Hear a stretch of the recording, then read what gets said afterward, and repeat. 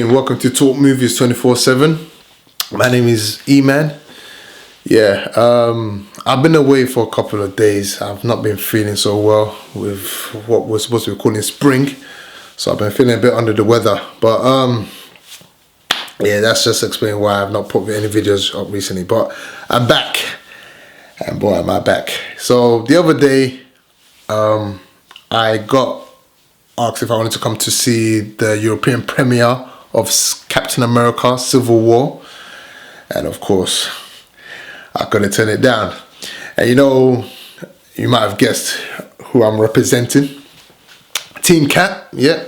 But to be honest, in this film, it's not just about Team Cap. You got Team Iron Man, and whichever side you're on, like, the film is, first of all, this film can be described in one word.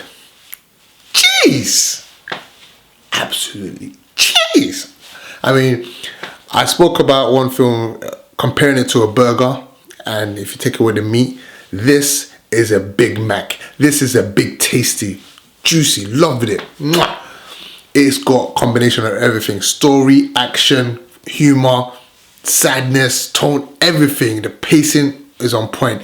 And it's been a long time since I've seen a film that goes beyond my expectations. Like, the last time I watched a film like this, and I mean, when you go for action movie, you're thinking, you kind of know what to expect, but this film, it shows you a bit and takes it extra. The last time I saw this was in the Avengers movie. When I was watching, I was thinking, and then I was like, I had that feeling, guys, like, oh my God, are they going to do it? Are they going to do it? And they did it. They did it. And they didn't even think, I didn't even think about it. But yeah, let me now break down about the film. So this is a spoiler-free movie review, so I'm not going to try and give too much away. I'm going to do a spoiler one later on, so look out for that one. But the film starts off, I'm not going to go into too much details, but it starts off giving us a little insight into some characters' back history. Bucky's history, like, we know he's been brainwashed, and it shows you a little bit about the process of how that affects him and what they were actually doing to him. You see a little bit of you see a little bit of Tony Stark's history, where he's coming from. It sets up the story, the tone, and there's a theme of family, father and son relationships, brother relationships. You got T'Challa and his father, who we get to meet, T'Chaka, and you see Tony Stark and his father relationships. You see the brother relationship between Captain America and Bucky, the importance of that brotherhood. You see it with Iron Man and Rhodey. You see it with Captain America again and the Falcon character. And I must say, Anthony Mackie, he played the role of Wilson just right. Light relief was just enough. It wasn't over the top. I mean, the puns were coming, were good. Like, there was one scene, again, not really giving much away, but it's like, Birdman, seriously? It just worked for me. It kept the tone good. And of course, the debuts, this film gave the debuts to two popular characters. One really well established, well known, and one that is going to be known. I mean, both films I'm looking forward to. Black Panther and Spider-Man. Both were fantastic debuts. This is how you do origin characters without going into the origins, because they whet your appetite. Spider-Man, Tom Holland, I can't wait. I'm looking forward to Spider-Man Homecoming. That's what I'm saying. He's got the wit, the movement is good. And I had a theory about the Spider-Man suit in one of my previous videos. Check that out. Whether I'm right or wrong, I guess you'll find out. But check it out. Why about the relationship with Tony Stark and Spider-Man. And just a quick note to that: they mentioned before that in the Spider-Man movie, there's going to be one Marvel character going to feature in the Spider-Man movie, and the cat's out of the bag is going to be Tony Stark. And you can see why it had to be him when you see the movie. Black Panther's one, honestly, his character, you see the importance of with him within the Marvel universe. That the reason why he isn't, you haven't heard him be mentioned here or anything like that, because he's a big character, but the Wakandans are private people. They're about themselves. They don't necessarily care too much for the Avengers, but the way he, like what you saw in the trailer, again, in one of my reviews about the trailer, I was sort of on the right track, but when you see the movie, you understand the intensity, why he's after Bucky. But Chadwick Boseman, I love it. And I mean, Wakanda is a fictional place, but the accent that he gives it gives it life. Like, I don't care what your name is. Simple, just effortless. Like, it reminded me of, there's a film that Idris Elba did, like, Somebody Want Me. But this one, nah, it wasn't over the top. It was just right. Like, it carried royalty. He's a king, by the way. So when he speaks, it's like there's one scene. I don't want to give too much away, but I think it might be his sister. Move or you will be moved. These people are serious. Like, oh my god.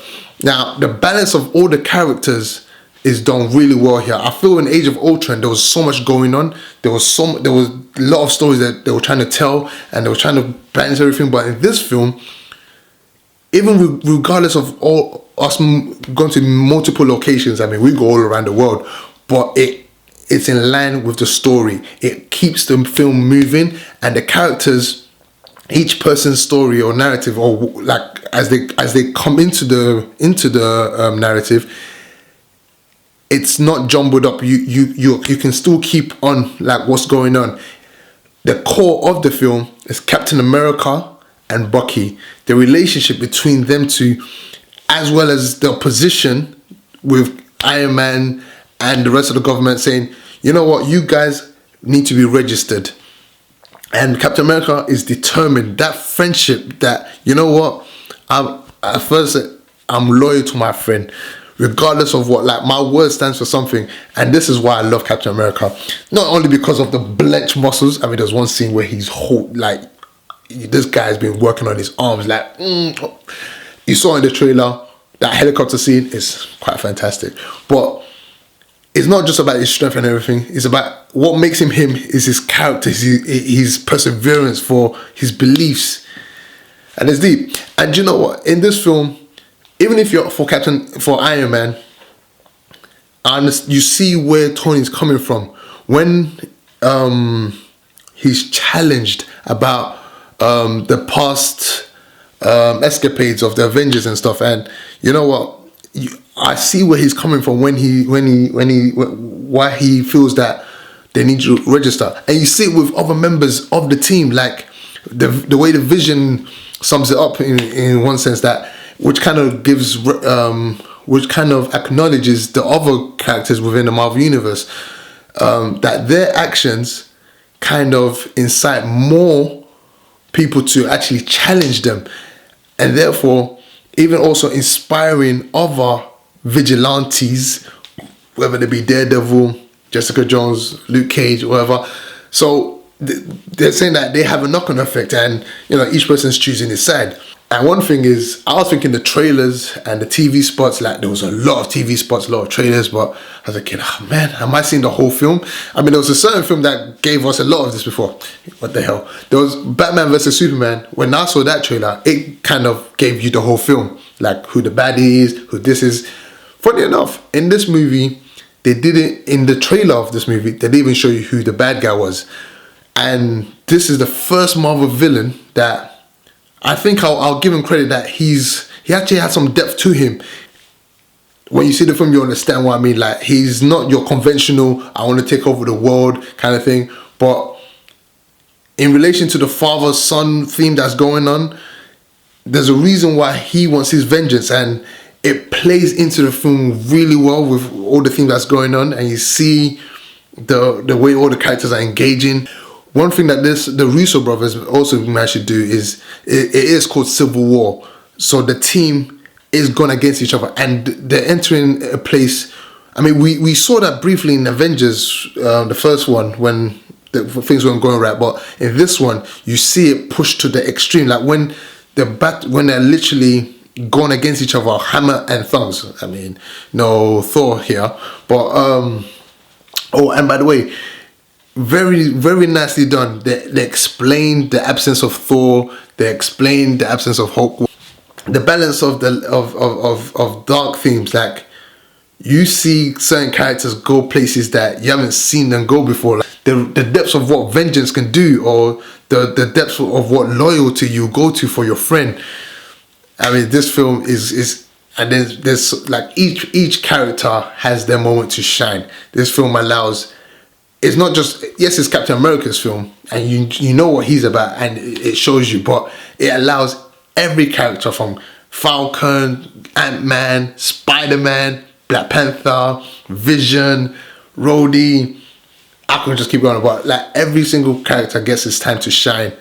Winter Soldier is quite handy with that arm. Jeez, I didn't know there was so much a guy could do with one arm, but yeah, I could keep rambling on. But to be honest, I thought the film was alright. Nah, what can I say? The film was good. It was really good. I'll give this film an A. Yeah, A. Because yeah, it literally blew my mind. I enjoyed it thoroughly. And like I said, whichever side you're on, like by the time you're watching this film, I think you might be on Team Cap right here. But you know, it's not about taking sides really, you know, because at the end, who really wins, you know? Who really wins? That's the question. Anyway, if you enjoyed this video, share, subscribe, like, and yeah, let's spread the love.